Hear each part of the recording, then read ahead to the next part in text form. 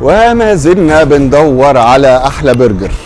مبدئيا بس في حد كسب الفيديو اللي فات، استنى لاخر الفيديو عشان يعرف اسمك، عشان هتكسب وتديها برجر مع اصحابك. كويس.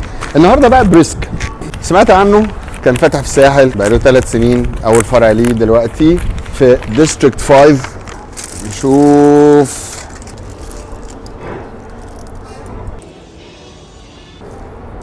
مبدئيا البرجر شكله حلو بس الشكل ده مش كل حاجه طبعا.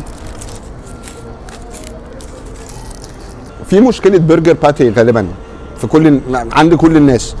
العيش نفسه حلو قوي، الصوصز حلوه، كل حاجه حلوه قوي. كويس. البرجر نفسه مش عارف هل هي دي مشكله لحمه ولا مشكله ايه، ما اعرفش. كويس.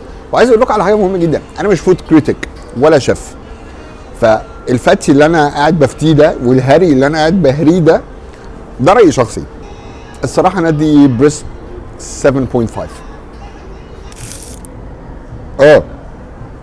دلوقتي اقدر اقول مبروك بقى لمين؟ ايه يحيى، انت كنت عملتي منشن لاصحابك الفيديو اللي فات، فان برجر وي تراست عازمكم على برجر. اختاري المكان اللي انت عايزاه وابعتي لنا انبوكس وبيقول لنا رايك في البرجر ايه. مش لازم انا اللي اقعد افتي بس، يعني ممكن انتوا كمان تفتوا. تمام. باي.